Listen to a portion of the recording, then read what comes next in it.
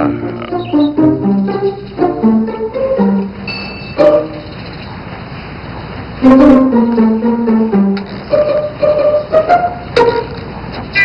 niyo po gustong i-clear yung schedule niyo? Bakit ka nandito? Kilala mo siya? Hindi po. Halika rito. Ipapakilala ko muna kayo sa isa't isa. Boss siya ng pinakamalaking chemical company sa Asia, ang Magic Cleaner Corporation, si Director Stephen G. Siya naman ang mabait na assistant ko. Tsaka, estudyante ko sa Elaine. Palagay ko magkakasundo kayo. Kumusta?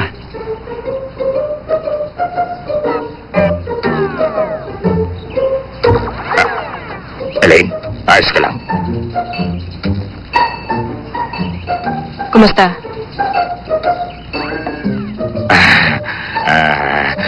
Alam kong pinaghirapang itaguyod ng Lola Wanda mo ang kumpanya ninyo.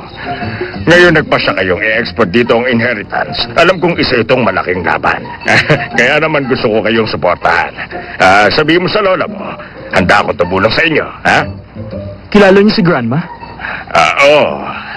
Dati kaming malapit sa isa't isa ni Wanda. Pero 50 taon na kami hindi nagkikita. Hindi po nabanggit ni Grandma na magkakilala kayo. Pero tagahanga niyo po siya. Tuwing ino-auction ang mga gawa niyo, lagi po siya nagbibid. Talaga? Ibig sabihin, marami na siyang biniling gawa ko? Opo. Paborito niyo po yung Shadow series. Lagi niyo yung tinitignan. Shadow? Talaga? Ay, kung ganon, sinusuportahan niya ako kahit di ko alam. Gaya ng pagdadasal ko maging maligaya siya. Yung Shadow, gusto pala niya yun. Master, ba't po nila kailangan ng tulong niyo? I-export na rito ang inheritance. Kailangan namin ng kakaibang soap container bilang special edition gift. Ikaw bang tinanong ko? Elaine, ba't ganyan ka? Ha? Bisito natin na tao to. Ba't ganyan ang asal mo? Ano ba nangyayari sa'yo, ha? Alam ko po. Boyfriend na ni Elaine si Dylan ngayon. Nakita ko nga sila magka-holding hands kanina eh.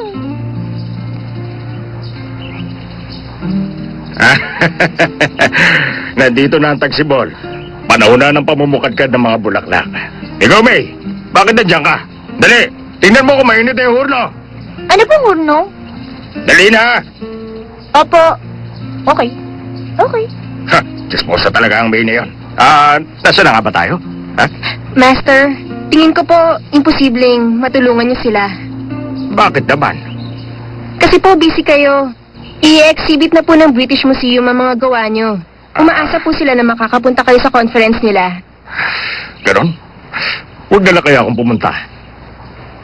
Pero kailangan niyo pong tuparin ang pangako niyo. Sige. Pagkatapos, uwi ka agad ako. Pero kailangan niyo pumunta sa New York Ceramic Arts Convention next week. Imposible po talaga. Pagkatapos, wala na ba akong gagawin? May natanggap po akong imbitasyon galing sa South China Arts Center. Nasabi ko na po sa kanila na pupunta kayo sa event nila. Pagkatapos nun, marami pa po kayong gagawin. Wala siyang panahon para sa'yo. Sige, ayos lang.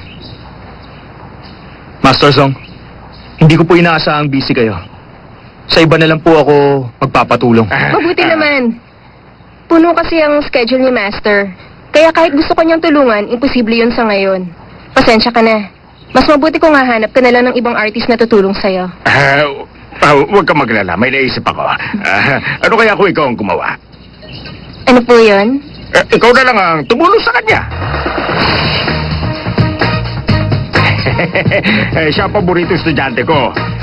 Sinisigurado ko sa iyong matutulungan ka niya.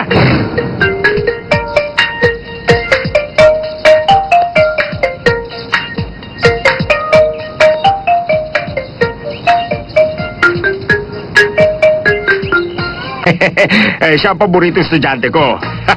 Sinisigurado ko sa iyong matutulungan ka niya.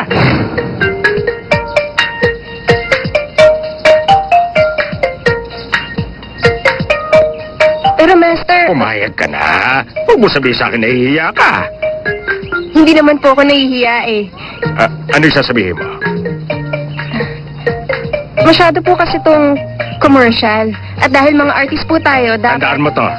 Ang art, hindi dapat nililimitahan. Kaya wag mo idahilan yan. Pero yung inheritance pong pinakasikat na produkto nila, pinamana pa po yun sa kanya ng lolo, ng lolo, ng lolo, ng lolo niya. Kaya... Mukhang marami kaya tang nalalaman sa history ng kumpanya nila. Sikat po kasi sila sa Taiwan. At saka Master Zong, baka pag pumalpak po ako, masira ang reputasyon niyo. Huwag mong alalahanin yan. Hindi ba ako mismo ang nagturo sa'yo? Kaya tiwala ako na magagawa mo yon.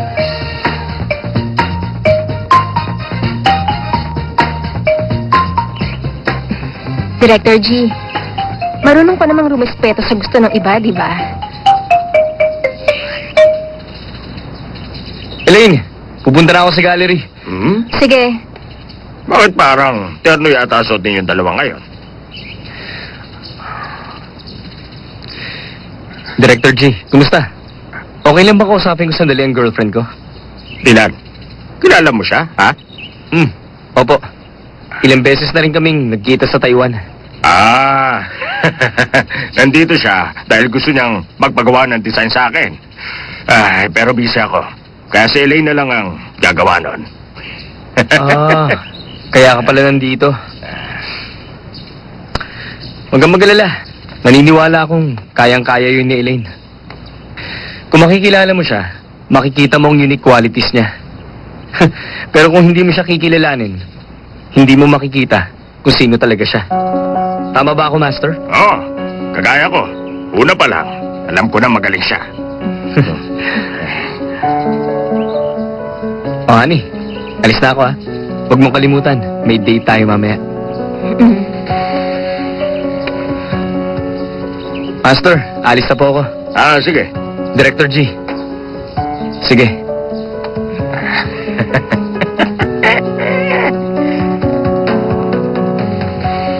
Master Zong, talaga po bang ayos lang na ipagawa ko sa kanyang design na kailangan namin? Oo naman. nalimutan mo na ba yung sinabi mo kahapon? Kahapon? May pinag-usapan ba tayo?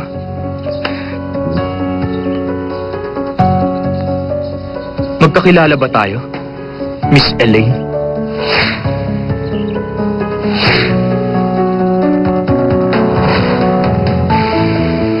Ang buhay nilalaman ng pusong kong ito. Asahan mong ikaw. Kung simulan mo na yung bukas, after 3 days, ibigay mo na sa akin ang draft mo. Apo. Master Zong, salamat po. Sigurado magiging maayos ang lahat dahil sa tulong niyo. Hihintayin ko po yung draft niyo. Sige. Kumusta mo ko sa lola mo? Ha? Gagawin ko po yan. Sige po. Sige. Mag-iingat ka, ha? Ihahatid ko po siya.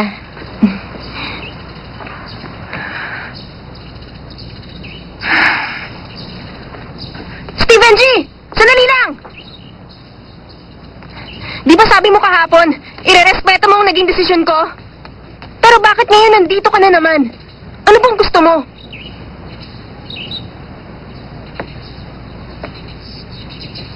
Limot mo na rin ba yung sinabi mo?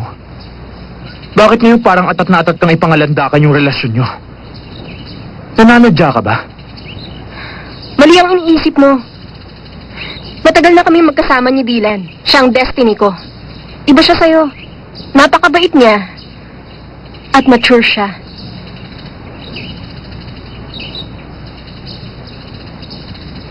Kaya mo ba ako hinabol para lang sabihin mo yan sa akin? Miss Elaine. Hindi ko inaasahang si Zong Jianlong ang gusto ko. Talaga? Hindi mo yun inasahan? Bakit mo ako sinundan kahapon? Actually, ilang araw mo rin akong sinundan, di ba? At bakit kinailangan mo pang gamitin ng lola mo para matupad ang balak mo?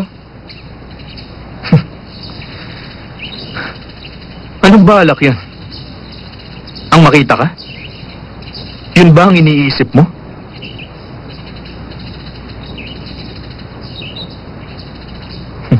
Oo. Malaki nga ipinagbago mo. Lumaki ang dibdib mo. Lumiit ang bewang mo.